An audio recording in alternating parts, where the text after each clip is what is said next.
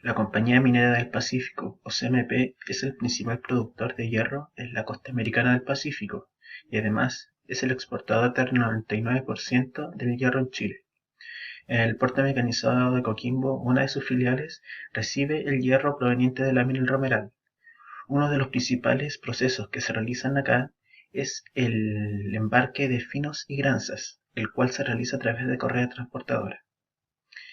El puerto ha mostrado en sus estadísticas una alta cantidad de accidentes en el proceso de la mantención de estas correas transportadoras.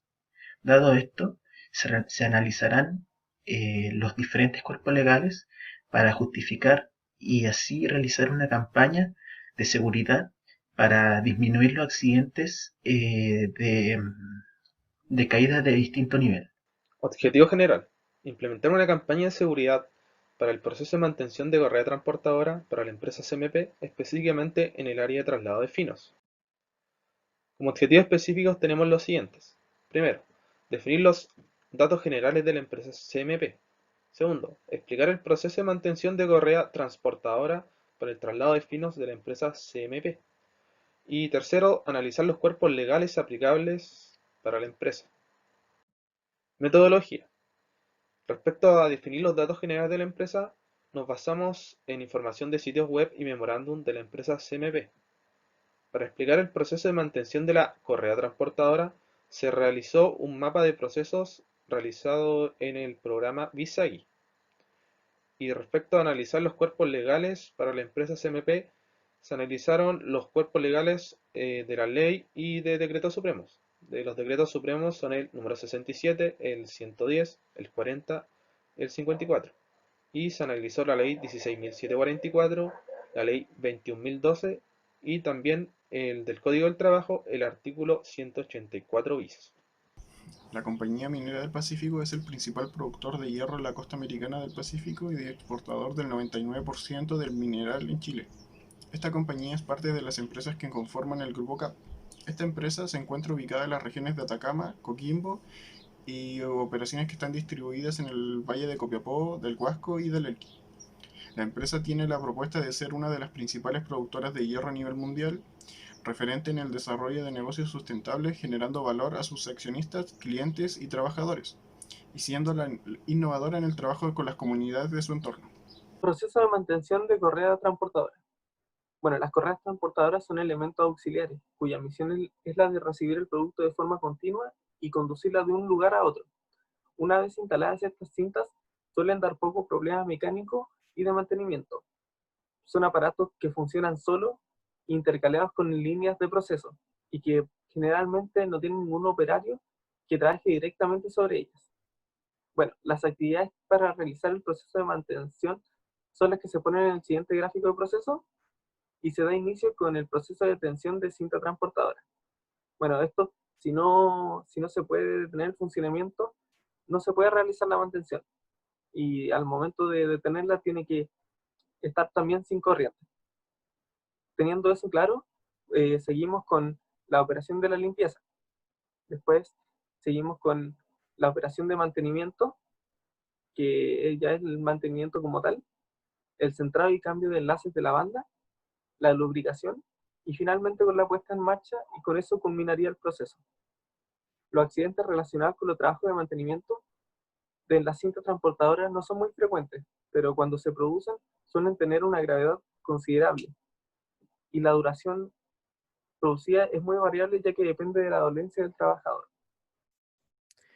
El Decreto Supremo 67, el cual aprueba el reglamento para la aplicación del artículo 15 y el artículo 16 de la Ley 16.744, sobre extensiones, rebajas y recargos de la cotización adicional diferenciada.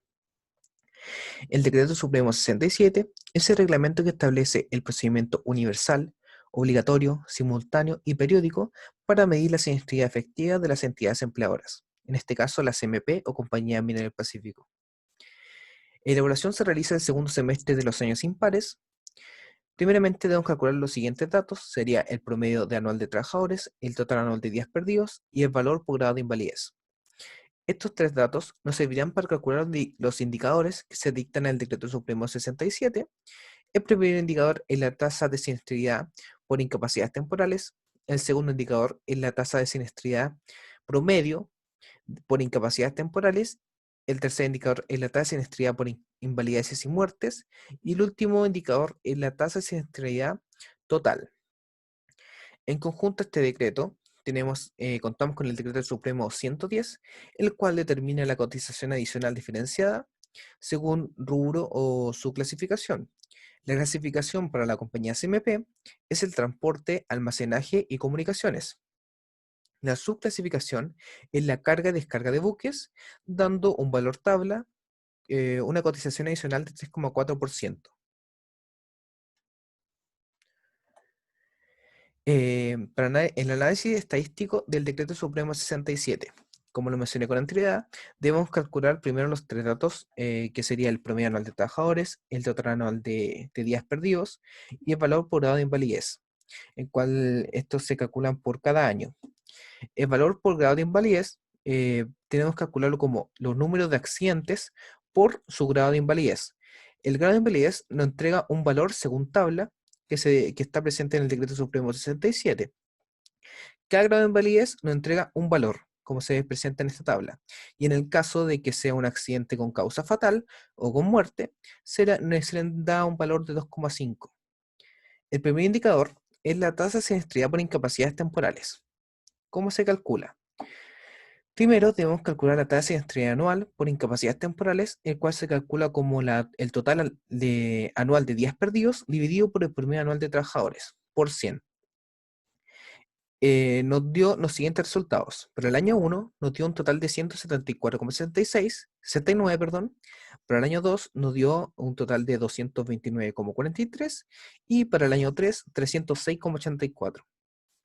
El segundo paso, debemos calcular la tasa promedio de siniestralidad anual por incapacidades temporales, el cual es la sumatoria de los tres datos antes mencionados dividido en 3, el cual nos dio un valor de 236,99. Este sería la tasa promedio de siniestralidad anual por incapacidades temporales. El segundo indicador es la tasa de siniestralidad por invalideces y muertes. El primer paso es calcular el factor anual por invalideces y muertes, el cual se calcula como el valor por grado de invalidez dividido por el promedio anual de trabajadores por 100. El resultado nos dio los siguientes datos. Para el año 1 nos dio un total de 200,47. Para el año 2 nos dio 4,97. Para el año 3, 6,85. El segundo paso es calcular el promedio del factor por invalidez y muertes. En este caso es la sumatoria de los tres datos antes mencionados dividido en 3. Nos dio un valor de 4,76, el cual se debe comparar con una tabla que está presente en el Decreto Supremo 67, la cual está aquí en el costado izquierdo, en donde nos entrega la tasa de siniestralidad por invalidez y muertes según el promedio de factor anual por invalidez y muertes. En este caso, como nos dio un valor de 4,76, corresponde al último intervalo que va de 2,71 y más, dando una tasa de siniestralidad por invalidez y muertes de 385, según valor tabla. El último indicador es la tasa de siniestralidad total. ¿Cómo se calcula? Se calcula como la suma entre la tasa promedio de siniestralidad por incapacidades temporales más la tasa de siniestralidad por invalidez y muertes, el cual nos da un valor de 6,21,99. Este valor se compara con la tabla para que nos entregue la cotización adicional, no un porcentaje. La tabla está aquí, en el costado izquierdo, en donde lo derivamos en el intervalo de 561 a 630, dando una cotización adicional de 4,76%. El tercer paso, el dato de la cotización adicional del 4,76% se debe sumar a la cotización básica, que tiene un valor de 0,95%, dando una cotización total de 5,71%, el cual nos indica la cotización que debe pagar la empresa, en este caso la CMP, de acuerdo a su riesgo. Este valor nos dio bastante alto, debido a que en el periodo de 2019 ocurrieron dos accidentes fatales. El primer accidente ocurrió por un trabajador que hacía labores en altura, Y el segundo accidente ocurrió por un trabajador que realizaba labores de mantención. Bueno, respecto al decreto número 110, en este caso se presenta una tabla, o una escala, mejor dicho, con todos los rubros que según correspondan y las cotizaciones que estos deben tener, que en este caso para CMP, la cotización es de un 3,4%, la cual la debe, en este caso, pagar el empleador. ¿Y por qué es un 3,4%? Y es debido a que dentro de esta tabla, CMP entra como empresa como actividad de transporte, almacenaje y comunicaciones, y como subactividad, en este caso, la carga y descarga de buques. Por lo tanto, su cotización adicional como mínimo será de un 3,4%. El presente reglamento se encarga de establecer las normas de prevención de riesgos profesionales, además de las disposiciones establecidas por la Ley 16.744 sobre el seguro social contra riesgos de accidentes ocurridos en el trabajo y enfermedades profesionales. Igualmente, este decreto se encarga de establecer las normas para la aplicación del artículo 171 del Código del Trabajo. La empresa CMP está ubicada en el puerto de Guayacán. Esta cuenta con un total de 160 trabajadores dentro de sus instalaciones realizando diferentes tareas, y debido a lo establecido por el artículo número 8 del Decreto Supremo número 40, donde establece que toda empresa que posea una cantidad superior a 100 trabajadores deberá contar con un departamento de prevención de riesgos laborales. Además, el Departamento de Prevención de Riesgos Laborales deberá llevar y hacer un seguimiento de las estadísticas de accidentabilidad de la empresa. Como podemos ver en la tabla de índices de frecuencia y gravedad, la empresa presentaba una disminución de frecuencia de accidentes durante los años 2015, 2016 y 2017, pero llevaba un alza en la gravedad de los accidentes ocurridos. Y en el año 2018 ocurrieron 2 accidentes fatales, lo que provocaron que aumentaran las tasas de accidentabilidad de la empresa y aumentara la cotización adicional de esta. Además, la empresa deberá contratar a un experto en prevención de riesgos laborales, debido al artículo número 11 del Decreto Supremo número 40, y esta deberá tener un tiempo de atención de 2 días a la semana, debido a que presenta una cantidad de 160 trabajadores y posee una cotización adicional del 3,4%, que es establecida por el Decreto Supremo número 110, debido a que esta es una empresa industrial dedicada a la carga de buques. En el análisis del Decreto Supremo 54, primero veremos que en el artículo 1, dado que el puerto mecanizado posee 160 trabajadores, deberá constituirse un comité paritario de higiene y seguridad. Luego, en el artículo 2, dado que la Compañía Minera del Pacífico o CMP presenta varias filiales o sucursales a lo largo de la región, se podrá formar un comité paritario permanente. En el artículo 14, lo que podemos ver es que, dado que como lo vimos anteriormente en el Decreto Supremo 40, la empresa, el experto en prevención de riesgos del departamento, deberá formar parte del comité paritario.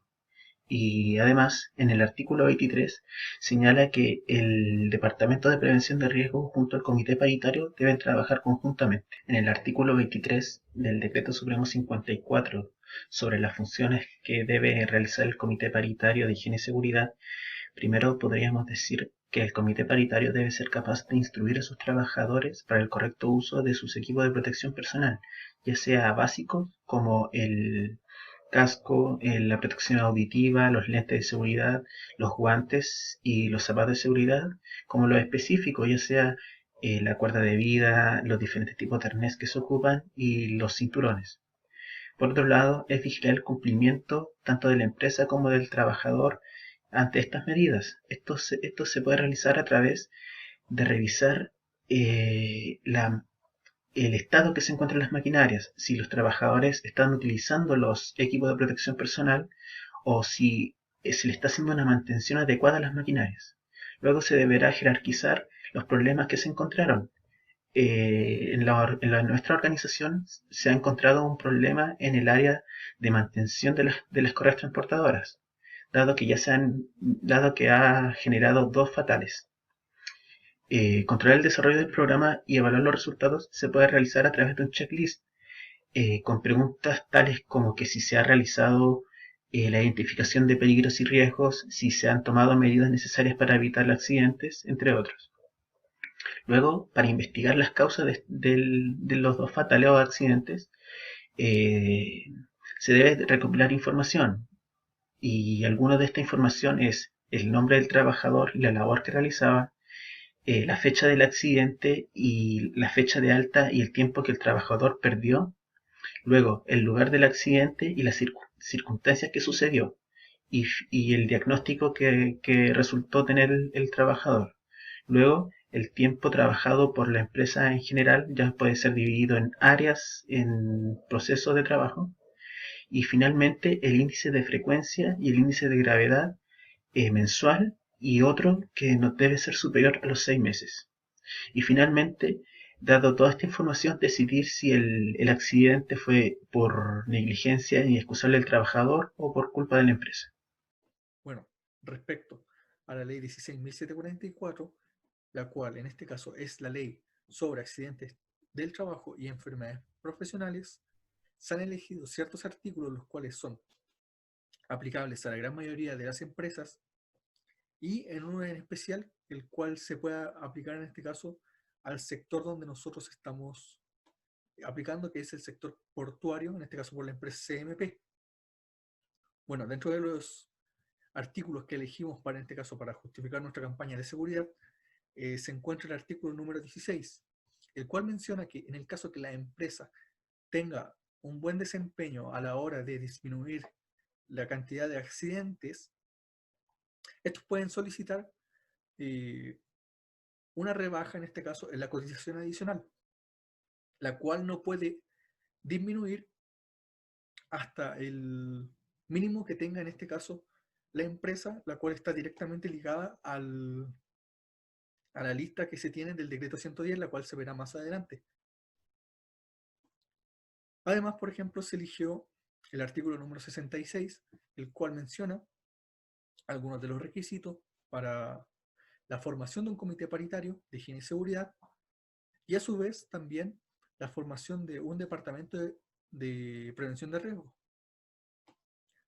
Además, también menciona, por ejemplo, de cómo debe estar constituido el comité paritario, qué personal debe formar el departamento de prevención de riesgo, entre otras cosas. También encontramos el artículo 66 ter, el cual, en este caso, menciona cuáles son los requisitos del comité paritario, en este caso para el rubro de muellaje, que sería nuestro rubro en específico, el cual menciona que se debe tener un comité paritario de higiene y seguridad en cada puerto, independiente de la cantidad de trabajadores, siempre y cuando sean 25. Ya teniendo más de 25 se debe tener un comité paritario para cada puerto. Y por último, el artículo número 68, el cual menciona que el empleador o la empresa debe implementar todas las medidas de seguridad e higiene que correspondan a los riesgos que ha mencionado en este caso un ente organizador de ley, que puede ser, por ejemplo, una mutual, la suceso, entre otras. Dentro de otra normativa aplicable nos encontramos con la ley número 21.012, la cual garantiza la seguridad de los trabajadores en situaciones de riesgo y emergencia. El trabajador tendrá derecho a interrumpir sus labores si la tarea implica un riesgo inminente para su salud o vida. También a su vez el trabajador deberá informar al empleador de dicha situación, y solo se podrá reanudar la jornada laboral cuando se garanticen las condiciones seguras y adecuadas para la ejecución de sus labores. En este caso corresponde al proceso de mantención de correas transportadoras para el traslado de finos. Otro punto legal importante es el artículo 184 bis del Código del Trabajo, el cual establece la obligación del empleador sobre la protección de la vida y salud de los trabajadores. En este caso corresponde a obligaciones del empleador hacia los trabajadores. El empleador, frente a riesgos graves e inminentes, tiene la obligación de informar a sus trabajadores sobre el peligro. A su vez, se deben adoptar medidas necesarias frente al mismo para terminar con él o disminuirlo. Y el empleador debe suspender el trabajo de los trabajadores y evacuarlos en caso de que no se pueda disminuir o eliminar. Bueno, para concluir en este momento, CMP ha decidido realizar una campaña de seguridad, en este caso, para disminuir la accidentabilidad dentro de la mantención de correas transportadoras, puesto que dentro de esta mantención existen muchos riesgos asociados, los cuales, por ejemplo, se encuentran riesgos muy comunes, según estadísticas del suceso, como por ejemplo caídas de distinto nivel. También cabe mencionar que se analizaron distintos artículos, normas y leyes para tener una base legal con la cual poder nosotros, en este caso, basarnos y realizar una campaña de seguridad de la forma, de una forma correcta, investigando en este caso dónde se producían los accidentes, entre otras cosas.